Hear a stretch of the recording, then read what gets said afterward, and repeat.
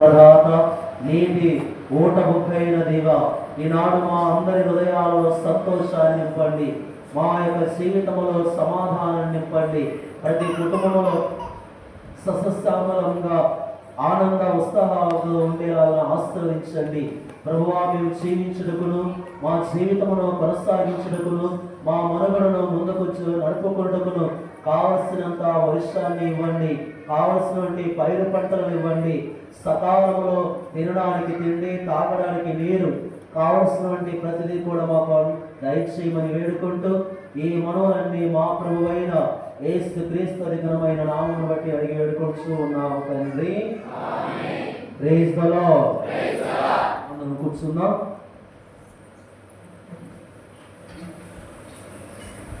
యెహోవా నీ నామము ఎంతో బలమైనది. ఈ పాట పాడుకుంటూ గట్టిగా చప్పట్లు కొట్టు దేవుని స్తుతించుదాం. ఆయన నామము బలమైనది, ఆయన యొక్క పేరులో మనకు శక్తి ఉంది ప్రియమైన బిడ్డలారా. కాబట్టి అందరం కూడా ఈ పాటను పాడుకుంటూ, ఓ దేవా నీవే బలాఢ్యుడు, నీవే శక్తివంతుడు, నీవే మమ్మల్ని పరిపాలించి రాజు అని ఈ సమయంలో మనం అందరం కూడా ఈ పాట ద్వారా దేవుణ్ణి స్తుతించుకుందాం. యెహోవా నీ నామము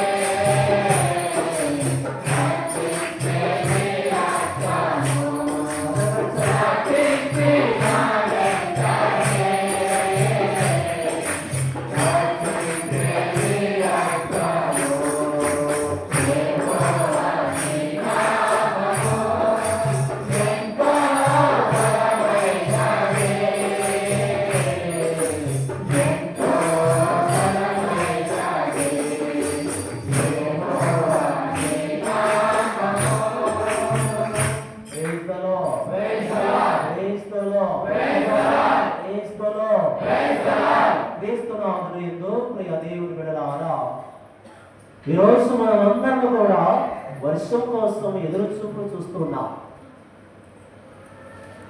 అనేక మంది రైతులు సకాలంలో పంటలు పండడం లేదని, వేసినటువంటి పైరు రావటం లేదని, ఎందుక ఈ యొక్క పొలాలను చెయ్యాలనే నిరుత్సాహంలో అసంతృప్తిలో ఉన్నాం. కానీ ఈరోజు మనం అందరం కూడా ఒక విషయాన్ని గమనించాలి. మానవ మనుగడకు ఈ లోకంలో జీవించడానికి జీవధారైన వంటి క్రీస్తు మనల్ని పోషిస్తూ ఉన్నాం. ఋతువులకు, కాలాలకు, సమయాలకు ప్రభువే నాయకుడు.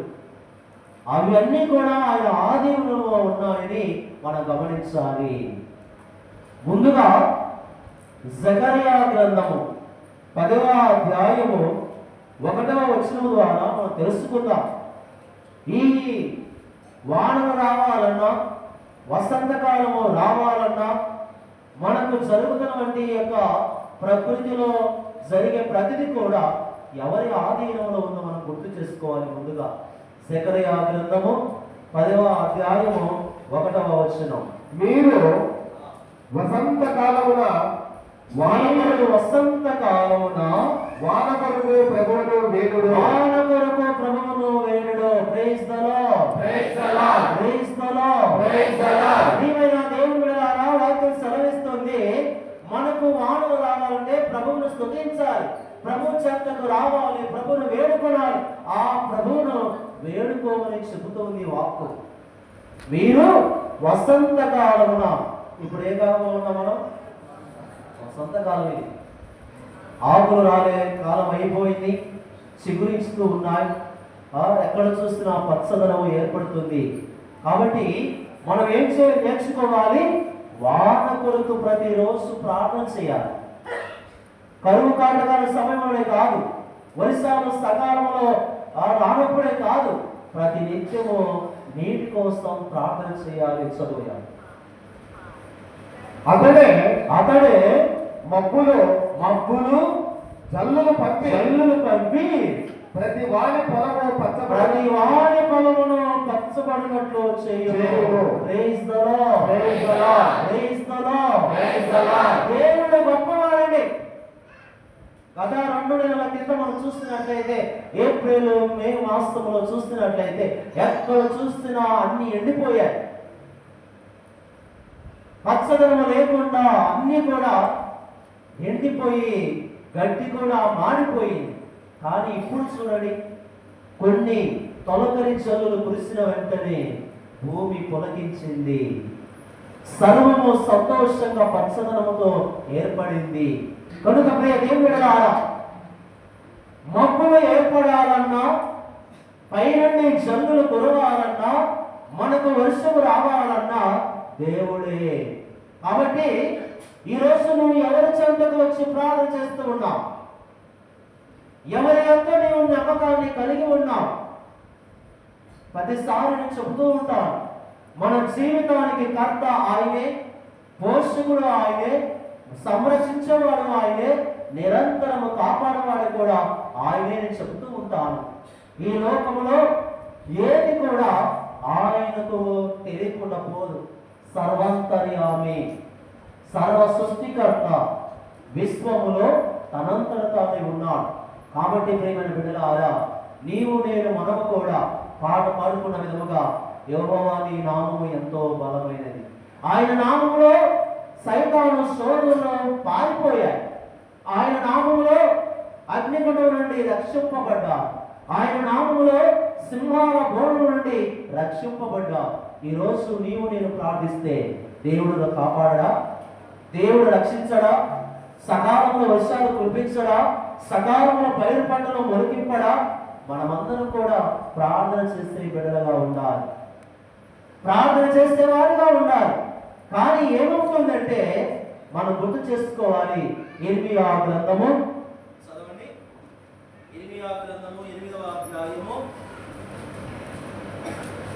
ఇర్మియా గ్రంథము 8వ అధ్యాయము 4వ వచనములో ప్రభువు ఈ విధంగా పలుకుతూ ఉన్నాడు.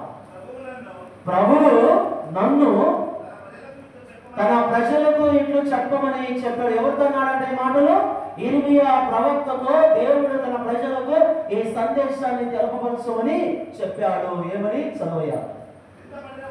కింద పైనవాడు పైకి లేవడా, త్రోవ తప్పిన వాడు వెనుకకు తిరిగి రాడా.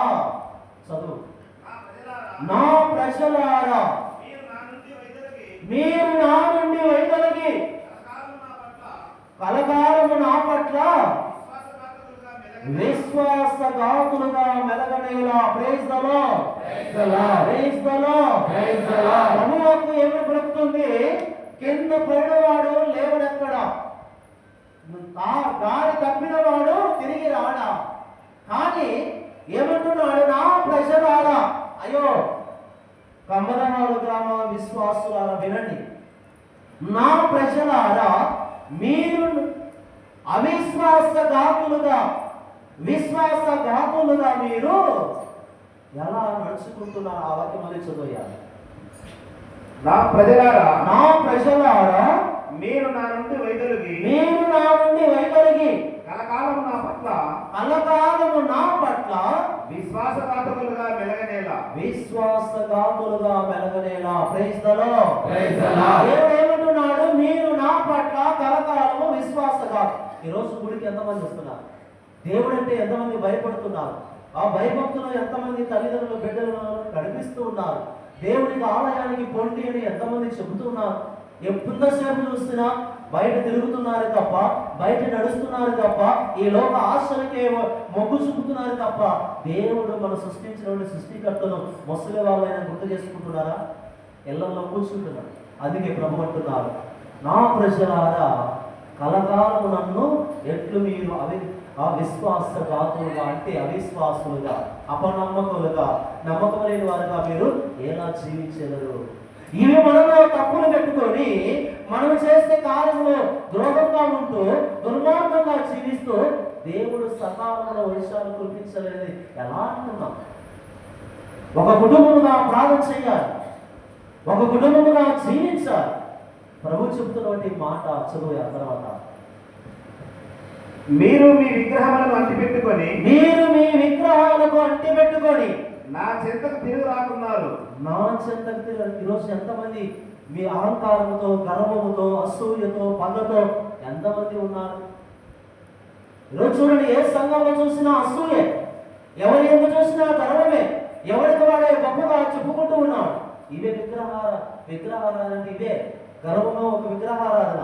తను లేరు, నా అంతటి వాడు లేడని వాడు అది విగ్రహారాధన. గుర్తు పెట్టుకోండి. డబ్బులు ఉంటే చాలు, 4 డబ్బులు ఉంటే చాలు, పక్కన నీది వాడు పనికిరాడు. ఎంతమంది ఇలా జీవించడం లేదు. విగ్రహాలను మీరు అంటి పెట్టుకొని నా చెంతకు రాకుండా ఉన్నారు ఎలా అని అంటున్నాడు. చదువుయాలి. నేను మీ పలుకులను జాగ్రత్తగా వింటున్నాను. ప్రియమైన బిడ్డలారా, మనం మాట్లాడే మాటలు, మనం చేసే కార్యములు ఆయన ఆలకిస్తూ ఉన్నాడు. దేవుని దూషించడం, దేవుడు ఉన్నాడా లేదని ఆయన పరీక్షించడం, అసలు ఆ దేవుడు ఉంటే మాకేమి కార్యాలు చేస్తున్నాడని ఆయన పైన నిందలు వేయడం జరగడం లేదా మన మధ్య? వాక్యం వచ్చి వినండి. మీరు పలికే మాటలను నేను ఆలకిస్తూ ఉన్నాను. చదువుయాలి. మీరు సత్యం చెప్పడం లేదు, మీరు సత్యాన్ని చెప్పడం లేదు. Praise the Lord, praise the Lord, praise the Lord, praise the Lord. ఈరోజు ఎవరి నోట చూసినా అబద్ధమే. పెళ్ళికి వస్తాడు అబద్ధమే, గుడికి వస్తున్నాడు ఆడవాడు, కానీ మరి అదో ఇదో అంతే. ఏ నోట పెట్టినా అసత్యమే మాట్లాడుతున్నారు అంటున్నాడు దేవుడు. చదువు. ఇంకా మీలో ఎవడనో తన తప్పులకు పశ్చాత్తాపపడడం లేదు. ప్రియమైన బిడ్డలారా, దేవుడు మనకు పుష్కలంగా అందివ్వడానికి ఉన్నాడు. ఇంకా చూడాలి, దేవుడు పుష్కలంగా అందివ్వడానికి ఉన్నాడు. మనం చేసే తప్పిదాలకు, మనం చేసే పొరపాటులకు, మనం చేసే పాపక్రియలకు మనం పశ్చాత్తాపపడలేదు. Praise the Lord, praise the Lord, praise the Lord, praise the Lord. గుడికి రాకుండా దేవుడు అంటే ఎలా వస్తాయి ఆశీర్వాదం? ప్రభు అన్నాడు, ప్రభు అని పలికిన వాడు పరలోకానికి చేరడు. ఎవడైతే నా తండ్రి చిత్తాన్ని నెరవేరుస్తాడో వాడే పరలోకానికి చేరుతాడని ప్రభు వెరీ క్లియర్. ఆయన వాక్కులో జీవం ఉంది, ఆయన మాటల్లో సత్యం ఉంది, ఆయన క్రియలలో జీవం ఉంది ప్రియమైన బిడ్డలారా. కాబట్టి ఏమంటున్నాడు, మీరు మీ తప్పిన కార్యములకు మీరు ప్రాయశ్చిత్తపడడం లేదు. Praise the Lord, praise the Lord. అన్యాయంగా ఈరోజు దూషిస్తున్నారు, అన్యాయంగా అక్రమంగా జీవిస్తున్నారు, అన్యాయంగా దోచుకుంటున్నారు. ఇలాంటి క్రియలకు ఎంతమంది ప్రాయశ్చిత్తపడుతూ ఉన్నారు? ఆత్మ పరిశీలన చేసుకోవాలి. చదువు యథార్థం. నేను చేసిన నేరమేమిటాయని నేను చేసిన నేరమేమిటాయని నేను చేసిన నేరము ఏమిటని ఎవడనో ఆత్మవిచారం చేసుకోవడం లేదు. ఎవడనో ఆత్మ పరిశీలన చేసుకోవడం లేదు. ప్రతి ఒక్కరు కూడా నీతిమంతులే, నేనే నీతిమంతుని, నేనే గొప్పవాడిని, నేనే కరెక్ట్ అనుకో వాక్యం అంటుంది. ఎవరిని కూడా ఆత్మ పరిశీలన చేసుకోవడం లేదు. ఈ ముందు పైన చదివిన అన్ని కూడా మీరు చూస్తున్నట్లయితే ప్రియమైన ఎట్లా వర్షం వస్తాయి, ఎక్కడ చూసినా మోసాలు, ఎక్కడ చూసినా పాపం పండిపోతుంది. వరుస వాయిలేకుండా జీవిస్తున్నారు, అమ్మ నాన్న లేకుండా ఎటు పారిపోతూ ఉన్నారు, భార్య భర్తలు సఖ్యత లేకుండా జీవిస్తూ. ఇలాంటి పరిస్థితుల్లో మనకు ఎలా దేవుడు వర్ష కురిపిస్తారు ప్రియమైన? మనము సఖ్యతగా ఉండాలి, మనము ఆరోగ్యంగా ఉండాలి, మనం విశ్వాసములో ఉండాలి, మనము నమ్మకములో ఉండాలి. అప్పుడే దేవుడు మన యొక్క ఉమ్మడితనం చూసైనా కుమ్మరిస్తాడు. Praise the Lord, praise the Lord, praise the Lord, praise the Lord, praise the Lord. Praise the Lord. చదువు ఎవరి అశ్వము రణరంగమునకు ఉరకలెత్తినట్లే. ఇంకా మీరు చదువుకోండి. ఇవన్నీ విషయాలు దేవుడు చెబుతూ ఇవన్నీ మీరు మానుకోండి. వర్షధ్వరగా రావణ యేసయ్య పాట పాడుకుంటాము. వర్షధ్వరగా రావణ యేసయ్య ఎండిపోయిన భూమి నేనయ్యా. ఈ రోజు మన యొక్క హృదయాలు ఎండిపోయాయి. కోపముతో, అసూయతో, కక్షతో, పాపముతో, దుర్మార్గమైన క్రియలతో మన మనసులో శాంతి లేదండి, మన హృదయంలో సంతోషం లేదండి, మన కుటుంబాలలో ఐక్యత లేదండి. ఎక్కడ చూసినా ఇవే. కాబట్టి ఈరోజు మనము దేవుడి వాక్యాన్ని చెప్పిన విధముగా పాపాలను ప్రాయశ్చిత్తము పడాలి, మన ఆత్మను పరిశీలన చేసుకోవాలి, దుర్మార్గ పనుల నుండి వైదొలిగి సత్యానికి రావాలి, అసత్యాన్ని మాట్లాడకుండా సత్యంలో జీవించాలి. దేవుడు ఆయనే సర్వస్వని మనం నడుచుకోవాలి ప్రేమ బిడ్డ. కాబట్టి ఈ ఎండిపోయినటువంటి ఈ యొక్క హృదయం ఇది ఫలించాలి. ఇది ఫలిస్తే లోకము ఫలిస్తుందండి. లోకం అంటే నువ్వు నేనే. చూడండి, మీరు మన చుట్టుపక్కల ఎన్నో అడవులు ఉన్నాయి. ఎవరైనా నీరు పోస్తున్నారా? ఎవరైనా నాటుతూ ఉన్నారా? ఎవరైనా వాటికి ఎరువు వేస్తున్నారా? ఎవడం లేదు. అది దేవుడు పండిస్తున్నాడు. సకాలంలో మనతో పంటలు ఇస్తున్నాం. కానీ హృదయం అని ఈ పంట పండాలంటే ఇవన్నీ కూడా మనము తొలగించుకోవాలి. ఇది నిజమైన వర్షం రావాలి. ఇక్కడ నీలో సంతోషం, నీలో విశ్వాసం, నీలో నమ్మకం, నీలో ఆ దేవుని యొక్క భక్తి కలిగితే భూమిని ఆయన సారవంతం చేయటం లేకపోవడా గుర్తుపెట్టుకోవాలి ప్రేమ. మన మనస్సు ఒక చోట, మన హృదయాలు ఒక చోట, మన జీవితం ఒక విధంగా ఉండి దేవా పుష్కలంగా మాకు దయచేయండి ఎలా ఉంటుందని ప్రేమ. ఇది మనం తెలుసుకోవాల్సింది. ఈరోజు గతంలో చిన్నతనంలో ఎక్కడ చూసిన వర్షాలు, ఎక్కడ చూసిన నీళ్ళే ఉన్నాయి గత 30 ఏళ్ల క్రితం. మరి ఇప్పుడు లేవు. ఎందుకు తెలుసా? పాపం పండిపోతుంది. దేవుడు అంటే భయం లేదు. అసలు దేవుడు ఉన్నాడని కూడా ఉనికిలో జీవించిన వారు ఉన్నారు. డబ్బు డబ్బు డబ్బు డబ్బు, ఉద్యోగాలు ఉద్యోగాలు ఉద్యోగాలు, వీటినే పట్టుకొని మనిషి రాత్రి మమ్మల్ని వాటి కోసం ప్రాకులాడుతున్నారు తప్ప కొద్దిసేపు ప్రార్థన చేసుకుందాం, కొద్దిసేపు దేవుడిని గుర్తించుకుందాం. ఏ యువకుడు కానీ ఈరోజు, ఏ యువతి కానీ ఈరోజు దేవుని ఆలయానికి వచ్చి ప్రార్థన చేసిన బిడ్డలు లేరు. ఏదో మనం పెట్టుకున్న కొంతమంది తప్ప. చూడండి ప్రియమైన బిడ్డలారా, ఒకప్పుడు పుణ్యం ఉంది కాబట్టి పుణ్య ఫలాలు అందారు. ఒకప్పుడు అనురాగము ఐక్యత ఉంది కాబట్టి ప్రేమ పండింది, భూమి ఫలించేది. ఈరోజు ప్రేమ లేదు. ఈరోజు స్వార్థం. ఈరోజు మనిషికి ప్రేమ లేకుండా పోయింది. ఏదో జీవిస్తున్నారు కాబట్టి మనము కరువు కాటుగా. అందుకే ఆమోస్ అంటున్నాడు, తినడానికి కాదు వచ్చేది కరువు, రాబోయే రోజులలో దేవుని యొక్క వాక్యానికి కరువు వస్తుందని ఆమోసు గ్రంథం 8వ అధ్యాయంలో తెలియపరుచున్నాడు ఇప్పుడే. కాబట్టి ఈరోజు మనిషి దేవుని దగ్గరికి రాకుండా, దేవుడు అంటే భయం లేకుండా, పోతూ ఉన్నారు ప్రియమైన బిడ్డలారా. కావున మనమందరం కూడా ఈ సమయం ప్రార్థన చేసుకుందాం. పరిశుద్ధంగా రావనా యేసయ్య, ఎండిపోయినటువంటి మా హృదయాలు, ఎండిపోయినటువంటి మా జీవితాలు, దూరమైనటువంటి మా బ్రతుకులను నీ యొక్క జీవజలధార ఊటతో మమ్మల్ని ఫలింపు చేయమని పాడబడుతున్నాం. అందరూ కూడా మరొకసారి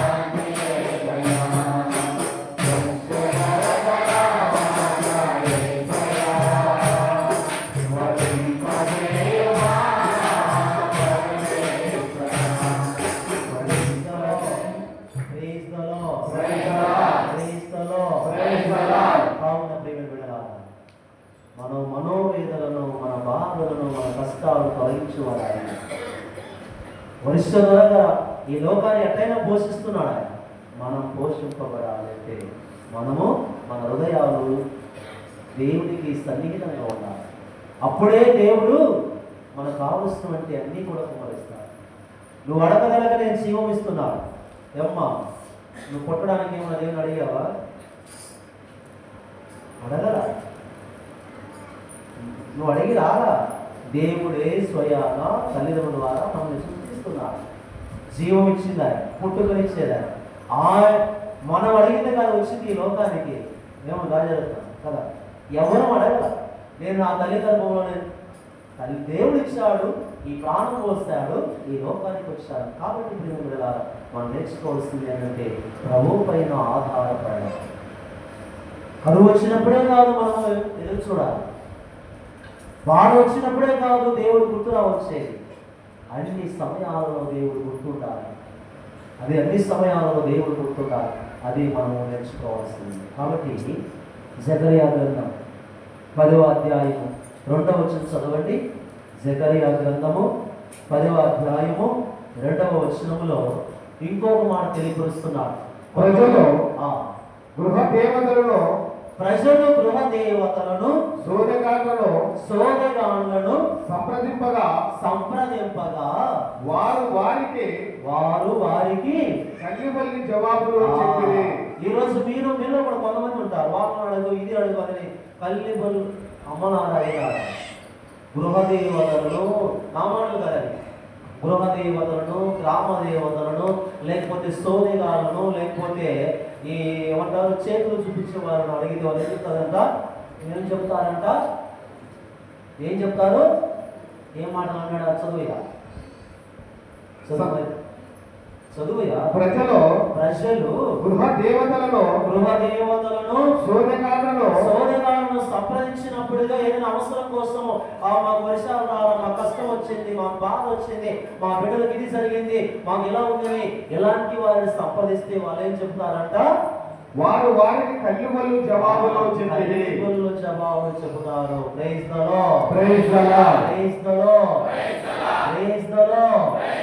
ఎవరైతే ఇలా నమ్మకం లేకుండా ప్రజలను ప్రియమైన విడగాలి. ఈరోజు మీరు పోయేవాడు మానవుడికి శక్తి లేదు, unless God gives his grace.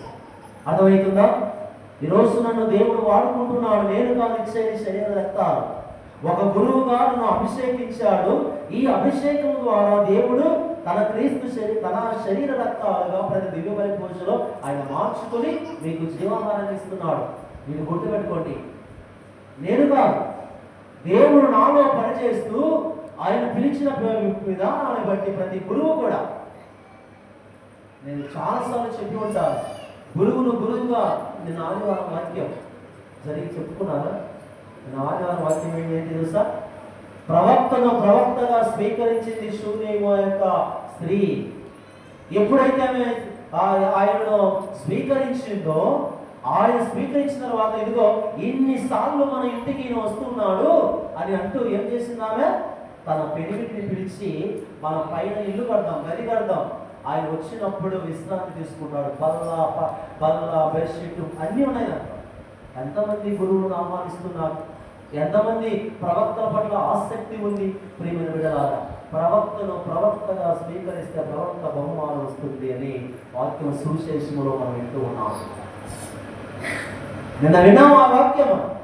ఆమె స్వీకరించింది, ప్రవక్త ఊరకు పోయాడా? తర్వాత ఏమంటున్నాడు? ఈమె సహాయం తీసుకున్నాడు. మరి ఈమెకి ఏం చేయాలి? అప్పుడు తన సేవకుడిని గెహేస్ని పిలిచి ఈమెకి ఏమి చేద్దాం మనం, అప్పుడు అంటాడు, ఈమెకు సంతానము లేదు, సంతానము దయచేయి. చదవండి వాక్యం అని ప్రేమిడ, చాలా లోతైనటువంటి పరమార్థం. అప్పుడు ఆయన అంటాడు ఆమెతో, వచ్చే ఏడాదికి ఇదే సమయానికి ఒక 12 బిడ్డను నువ్వు పొందుతావంటే ఆమె, అయ్యా అబద్ధాలు మాట్లాడదామంటారు. అబద్ధాలు మాట్లాడగలదు, ఎందుకంటే ఆమె ముసలా, ఆమెకు సంతానం పొందుకునే స్థితి లేదు. ఆమె అబద్ధాలు తర్వాత ఆయన మాట ప్రకారం వచ్చే ఏడాదికి ఆమె సంతానం కలుగుతుంది. Praise the Lord. కాబట్టి ప్రియమైన బిడ్డగా ఈ రోజు ఎక్కడ చూసినా పాపమే. నేను చెప్తూ ఉంటుంది, ఎక్కడికి వెళ్ళాను నిన్న సాయంకాలం నేను ఆదోనికి వెళ్ళాను. ఆ యొక్క శుక్రవారపేటలో సేక్రహాడ జీసస్ పండుగ చెబుతూ ఉంటుంది. ఎవరి పాపానికి వారే కారకుడు. యేసు సర్వమానవారిని సమానంగా ప్రేమించాడు ప్రేమ బిడ్డ. సో ఆ విధముగా ఆ తర్వాత మీరు చదవండి, ఆ బిడ్డ చనిపోతాడు. మళ్ళీ ఆ బిడ్డ చనిపోతాడు. అప్పుడు ఏడుస్తూ వస్తూ ఆయన దగ్గర ఎలీషా దగ్గర ప్రార్థన చేస్తా, అయ్యా నువ్వు బిడ్డ లేవంటే బిడ్డనిచ్చావు, ఆ బిడ్డ చనిపోయాడంటే తిరిగి జీవం ఇస్తాడు, తిరిగి ఆ బిడ్డకు జీవం పోస్తాడు. మీరు చదవండి. తర్వాత కరువు వస్తే ఆమె పిలిచి, నువ్వు పలానా ప్రాంతానికి వెళ్ళంటే వెళుతూ ఉంది, ఆమె వెళ్ళి 7 సంవత్సరాల పాటు కరువు అయిపోయిన దాకా అక్కడ నుండి మళ్ళీ తిరిగి వస్తారు. అప్పుడు రాజుతో ఒక వ్యక్తి అంటారు, ఈమె బిడ్డనే ఆ ఎలీషా మరణం నుండి లేపింది అని చెప్తారు. ప్రియమైన బిడ్డలా, కాబట్టి మనము నమ్మకంతో ఉండాలి. గృహదేవతలని, లేకపోతే గ్రామ దేవతలని, లేకపోతే సోదెగాళ్ళని, లేకపోతే ఇల్లు మనుషులు వారి శక్తి లేదండి. దానియేలు గ్రంథం 2వ అధ్యాయం 11వ వచనంలో చదివినాం. ఈ వాక్యం చెప్పి ముగిస్తారు. దానియేలు గ్రంథం 2వ అధ్యాయము 11వ వచనంలో అక్కడ మనం చూస్తూ ఉన్నాం, నెబుకద్నెజరు రాజుకు కళ వస్తుంది. ఆ కళ ఆయనకు తెలుసు, కానీ వివరించమని తన రాజ్యంలో ఉన్నటువంటి మంత్రగాలను, శాంతులను, గారడ విద్య చేసేవారిని, చేతబడులు చేసేవారిని అందరినీ కూడా ఆయన పిలుస్తాడు. చదవండి దానియేలు గ్రంథం 2వ అధ్యాయం. అప్పుడు ఆయన అంటాడు, వారు ఉదయం నుండి చేసి చేసి చేసి చివరికి ఏమంటారంటే, అయ్యా ఇది కేవలం దేవుని యొక్క ప్రేరణ పొందుకున్న వారు మాత్రమే తప్ప ఎవరిని కలను వివరించరు అని వాక్యం సెలవిస్తుంది. Praise the Lord, praise the Lord, praise the Lord. అప్పుడు దేవుని ఆత్మతో నింపబడిన దానియేలు ప్రవక్త ఆయన కళను వివరిస్తాడు. ఆ కళను ఏంటంటే మానాహే మానాహే సంథింగ్ ఉంది. అంటే నీ రోజులు, నీ అధికారము దగ్గర పడింది, ఇక నువ్వు నిలవచాలవు అనే అర్థం. చదవాలి ఆ గ్రంథం.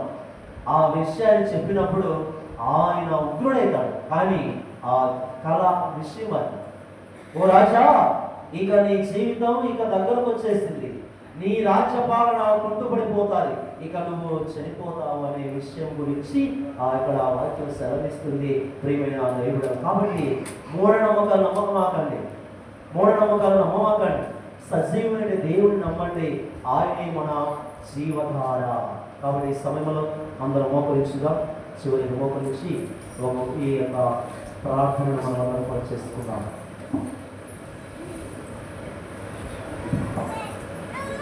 అందరం 2 చేతులు జోడించి మీ పొలాలను, మీ యొక్క